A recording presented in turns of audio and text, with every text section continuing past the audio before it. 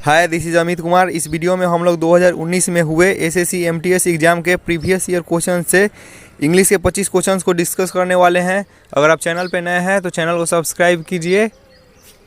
Start करते हैं questions.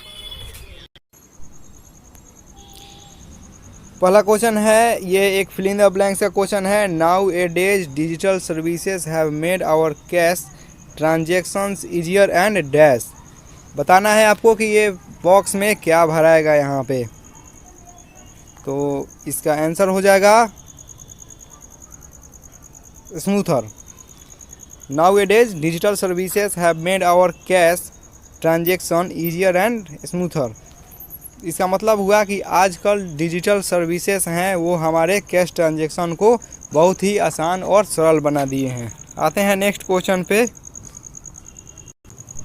ये वन वर्ड सब्स्टिट्यूशन से रिलेटेड क्वेश्चन है the decision that is given by the jury और जज at the end of A trial. इसका मतलब हुआ कि जो अंतिम डिसीजन होता है ज्यूरी या फिर किसी जज के द्वारा उसको क्या बोलते हैं। इसका आंसर होगा वर्डिक्ट। तो उसको हम लोग क्या बोलते हैं, वर्डिक्ट बोलते हैं। बहुत ही अच्छा क्वेश्चन है। आते हैं नेक्स्ट क्वेश्चन पे। आते हैं तीसरे नंबर क्वेश्चन पे। यहाँ पे एक इम्प्रूवमेंट से क्वेश्चन रिलेटेड दिया गया है। Outside the cinema hall there was queue of people waiting to see the movie. इसमें बताना है कहाँ पे गलती है। ऑप्शन नंबर ए है there was queue of, B है पीपुल वेटिंग, सी है टू सी द मूवी और डी है आउटसाइड द सिनेमा हॉल। बताइए इसमें कहाँ गलत है। तो इसका आंसर हो जाएगा देयर वाज क्यू ऑफ, मतलब ऑप्शन ए। ये दिया गया है आउटसाइड द सिनेमा हॉल, मतलब सिनेमा हॉल के बाहर। There was a Q of, यहाँ पे ए क्यू ऑफ नहीं होगा, यहाँ पे ए क्यू ऑफ होगा। A Q of, A Q of होता है ना कि क्यू ऑफ होता है। ये एक आइडियम ही है। देखते हैं नेक्स्ट क्वेश्चन।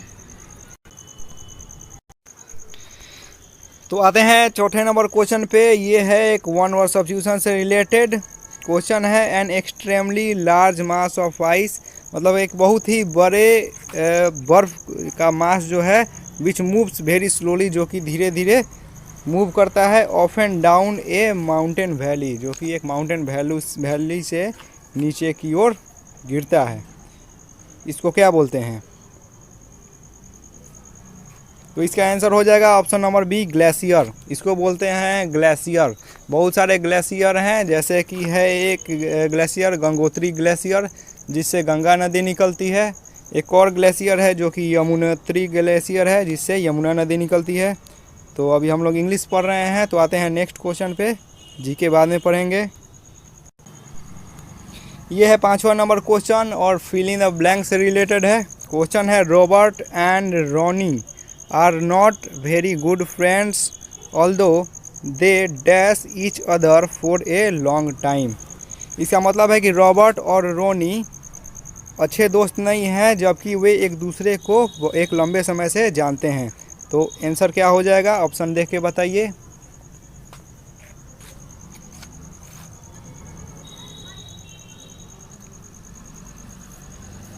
यहाँ पे आंसर हो जाएगा हैव नॉन, क्योंकि यहाँ पे फॉर ए लॉन्ग टाइम दिया गया है। इसका मतलब जो ऑप्शन होगा वो पास्ट टेंस के अनुसार होना चाहिए। सॉरी, पास्ट टेंस नहीं, प्रेजेंट पार्टिसिपल के अनुसार होना चाहिए। तो इस और दे है, दे सब्जेक्ट के अनुसार यहाँ पे हैज तो होगा नहीं, न्यू तो होता नहीं है, आर नोइंग भी आपने नहीं सुना होगा। तो इसलिए क्या हो जाएगा हैव नॉन, मतलब क्या हो जाएगा they have non each other for a long time. देखते हैं नेक्स्ट क्वेश्चन जो कि आने वाला है छठा नंबर। तो ये है छठा नंबर क्वेश्चन और ये भी फिल इन द ब्लैंक से ही रिलेटेड है। व्हेन आई रिटर्न होम, जब मैं घर लौटा फ्रॉम वर्क, काम से, I found my son weeping dash. तो मैंने पाया कि मेरा बेटा रो रहा था। Sweetly, bitterly, calmly, gently. तो आप बताइए कि जो बेटा था वो कैसे रो रहा था।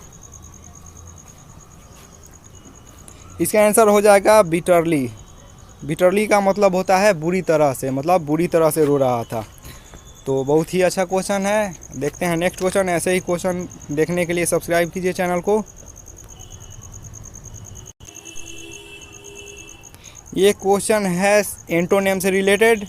इसमें बताना है कि इल्यूशन का एंटोनेम क्या होता है। तो इल्यूशन का एंटोनेम होता है, इल्यूशन का मतलब तो पहले जान जाइए, इल्यूशन का मतलब होता है भ्रम। तो इसका अपोजिट हो जाएगा रियलिटी। रियलिटी का मतलब होता है सच्चाई। आते हैं 8वें नंबर क्वेश्चन पे। ये है 8वां नंबर क्वेश्चन, जो कि है इम्प्रूवमेंट से रिलेटेड। तो क्वेश्चन है कि the fire spread through the building very quick but fortunately nobody was injured. मतलब कि बिल्डिंग में आग बहुत ही तेज़ी से फैला, लेकिन भाग्यवश कोई भी इंज्योर नहीं हुआ। बताना है आपको इस चारों ऑप्शन में से कौन सा ऑप्शन, ये जो अंडरलाइन पार्ट्स है, इसके जगह पे आएगा।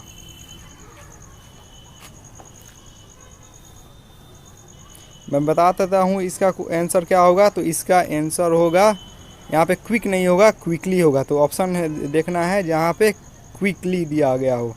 फायर को प्लूरल माना जाता है, तो यहाँ पे स्प्रीड ही होगा, स्प्रीड्स नहीं होगा, स्प्रीड होगा। तो the fire spread through the building very quickly. Option number B, option number B बिल्कुल सही है। बहुत अच्छा क्वेश्चन है। आते हैं नेक्स्ट क्वेश्चन पे। ये क्लोज टेस्ट स्टार्ट हो गया। यहाँ पे सेंटेंस दिया गया है, the house the only one in the entire valley sat on the crest of A low hill from this height one dash see the river and the field of ripe corn. बताना है इस box में क्या भराएगा, और जो box number 9 है। Option सामने है आपके। तो इसे आंसर होगा कुड, क्योंकि ये सैट SAT सैट से पता चल रहा है कि जो सेंटेंस है वो पास्ट में है, इसलिए यहाँ पे कुड ज़्यादा परफेक्ट है। देखते हैं आगे। रिवर तो हो जाएगा, one could see the river and the field of ripe corn dotted with the flowers that dash promised a good harvest. तो जो 10 नंबर बॉक्स दिया गया है, यहाँ पे क्या भराएगा। ऑप्शन सामने है।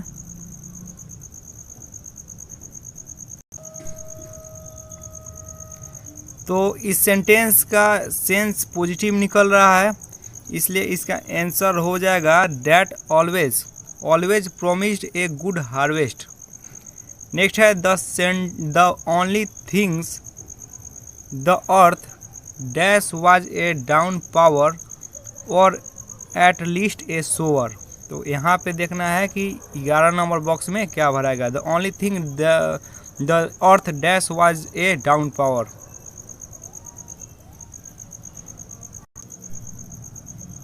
इसका आंसर हो जाएगा needed. The only thing the earth needed was a downpour or at least a shower throughout the morning Paul. अब देखते हैं आगे। Who dash his fields intimately. तो बताना है कि हु के बाद क्या होगा। ऑप्शन सामने दिया गया है, who knowing, who known, who know, who knew.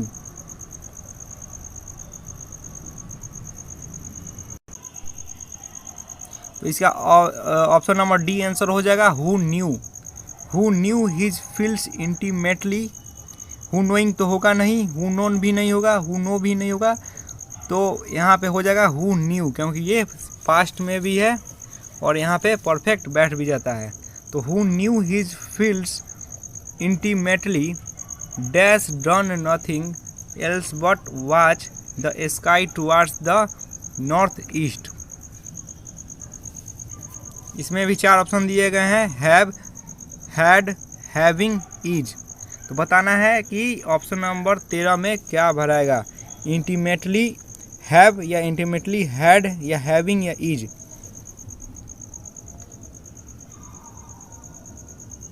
तो इसका आंसर हो जाएगा हैड, क्योंकि सेंटेंस पास्ट में है, इसलिए यहाँ पे हो जाएगा who knew his fields intimately, had done nothing else but watch the sky towards the north east। तो ये खत्म हो गया क्लोज टेस्ट। देखते हैं नेक्स्ट क्वेश्चंस। आते हैं 14 नंबर क्वेश्चन पे, जो कि है एक आइडियम से रिलेटेड। ये है 40 विंग्स। बताना है आपको कि 40 विंग्स का मतलब क्या होता है। ऑप्शन 4 दिए गए हैं, मैं ऑप्शन नहीं पढ़ूंगा, आप देख के बताइए।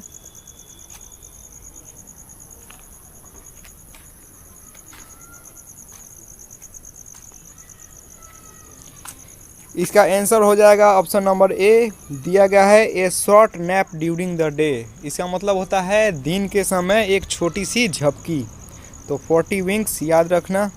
नेक्स्ट क्वेश्चन पे आते हैं। तो बहुत सारे क्वेश्चन हैं जो कि ग्रामेटिकल एरर से आ रहे हैं या फिर इम्प्रूवमेंट से आ रहे हैं, तो बहुत ध्यान देने की बात ज़रूरत है इस पर।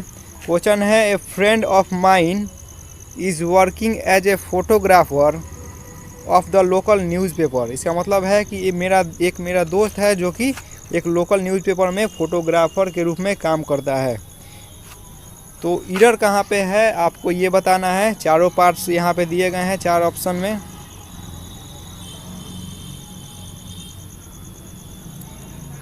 इसका आंसर हो जाएगा यहाँ पे ऑफ द लोकल न्यूज़पेपर नहीं होगा, इन द लोकल न्यूज़पेपर होगा।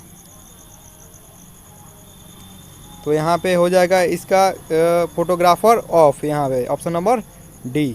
फोटोग्राफर ऑफ नहीं होगा, फोटोग्राफर इन होगा। A friend of mine is working as a photographer in the local newspaper.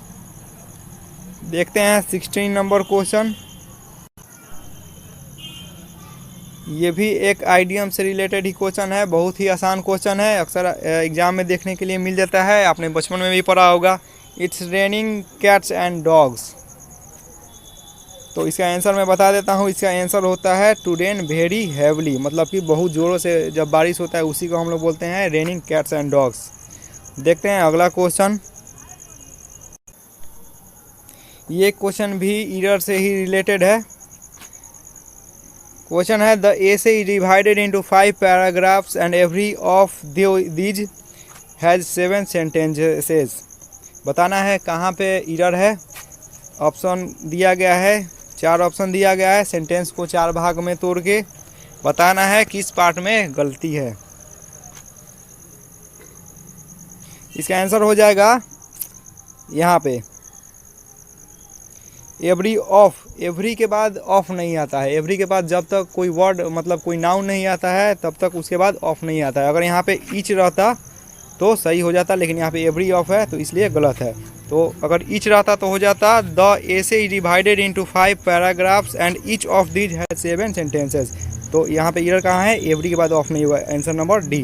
Next question देखते हैं। तो आते हैं 18 नंबर क्वेश्चन पे। ये है एक इम्प्रूवमेंट से रिलेटेड क्वेश्चन।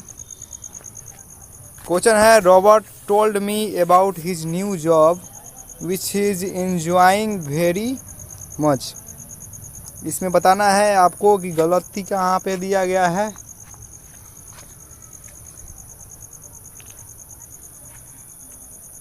तो इसका आंसर हो जाएगा ऑप्शन नंबर ए, जो कि है नो इम्प्रूवमेंट। ये सेंटेंस बिल्कुल सही है।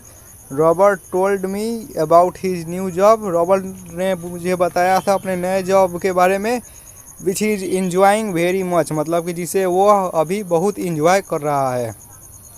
देखते हैं नेक्स्ट क्वेश्चन। ये एक साइनोनेम से रिलेटेड क्वेश्चन है। इसमें बताना है कि काल्म का साइनोनेम क्या होगा। ऑप्शन दिया गया है वायोलेंट, पीसफुल, वाइंडी, स्टॉर्मी। तो काल्म का मतलब होता है शांत। आपको बताना है कि इन चारों ऑप्शन में से किसका हिंदी शांत होता है। आंसर हो जाएगा option number B, peaceful. Peaceful का मतलब भी शांत होता है। आते हैं 20 नंबर क्वेश्चन पे। ये भी साइनोनेम से ही रिलेटेड क्वेश्चन है। रेलेवेंट। रेलेवेंट का साइनोनेम क्या होगा। तो रिलेवेंट का मतलब होता है सुसंगत या जुड़ा हुआ, तो इसका मतलब होता है एप्लीकेबल। एप्लीकेबल का भी मतलब यही होता है, सुसंगत। देखते हैं नेक्स्ट क्वेश्चन 21। तो ये 21 नंबर क्वेश्चन है। इसमें बताना है आपको कि करेक्टली स्पेल्ड वर्ड कौन है चारों ऑप्शन में से। इसका आंसर हो जाएगा option number D, disappear, DISAPPEAR। Disappear का स्पेलिंग बिल्कुल सही दिया गया है। ऑप्शन नंबर ए में यहाँ गलत दिया गया है, भी के बाद ई होगा, तो DEVELOP डेवलप होता है। बी है डिफरेंस, यहाँ पे भी मिस्टेक दिया गया है, DIFFERENCE, डबल एफ के बाद ई होता है। ऑप्शन नंबर सी दिया गया है, ये भी गलत ऑप्शन दिया गया है। यहाँ पे डिस्क्राइब दिया गया है, डिस्क्राइब का स्पेलिंग होता है DESCRIBE, यहाँ पे आई के जगह ई होना चाहिए, ई होगा। नेक्स्ट देखते हैं जो कि है 22 नंबर क्वेश्चन। ये क्वेश्चन भी इम्प्रूवमेंट से रिलेटेड है। इसमें भी बताना है कि किस पार्ट में गलत दिया गया है। बहुत सारे क्वेश्चन हैं इम्प्रूवमेंट के, ये प्रीवियस ईयर का ही क्वेश्चन है। आप देख सकते हैं कि 4-5 क्वेश्चन दे दिया गया था इम्प्रूवमेंट का, MTS का पेपर है ये। क्वेश्चन दिया गया है, I asked to pedestrians, pedestrian मतलब होता है पैदल चलने वाले यात्री। तो मैंने 2 पैदल चलने वाले यात्री से पूछा the way to the station, station जाने का रास्ता, and neither of them could not help me, and neither of them could not help me. आपको बताना है कि यहाँ पे इम्प्रूवमेंट करने का ज़रूरत है कि नहीं है, जो कि अंडरलाइन पार्ट्स है। ऑप्शन मैं दिखा देता हूँ आपको।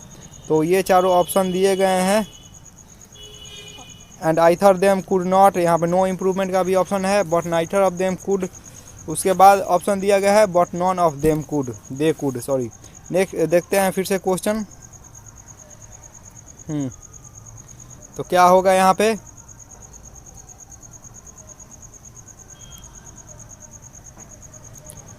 तो यहाँ पे आप देख सकते हैं कि नाइथर भी लगाया गया है, और यहाँ पे निगेटिव वर्ब भी लगाया गया है। तो नाइथर नहीं होगा यहाँ पे, नाइथर तो होगा यहाँ पे, कुड नॉट नहीं होगा, कुड होगा, और यहाँ पे एंड नहीं होगा, बट होगा, क्योंकि बट यहाँ पे जो कंजक्शन है वो ज़्यादा परफेक्ट से सूट करता है, तो यहाँ पे बट होगा। तो इसका आंसर हो जाएगा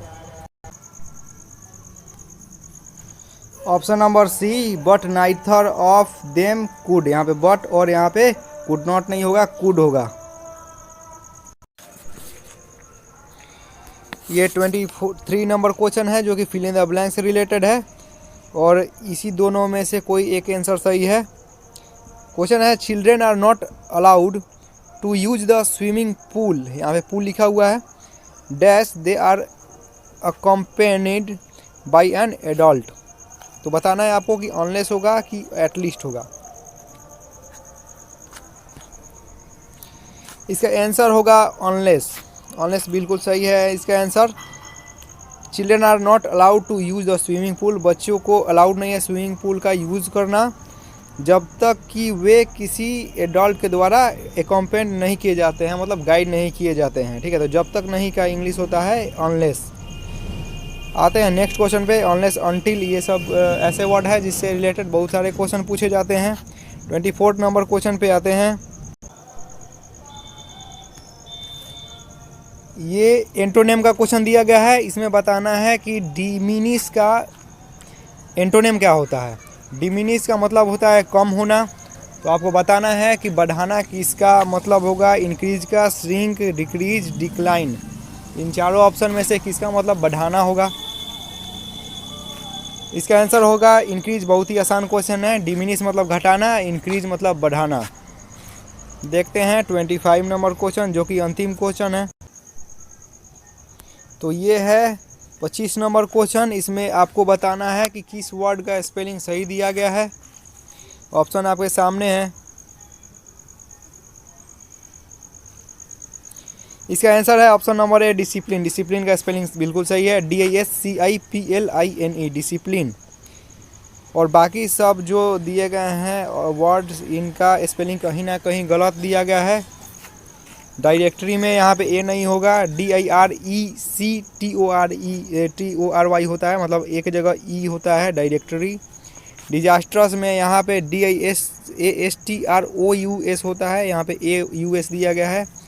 डॉर्मेट्री का भी स्पेलिंग गलती दिया गया है, तो इसका आंसर क्या हो जाएगा, ऑप्शन नंबर ए हो जाएगा, डिसिप्लिन, जो कि बिल्कुल सही है।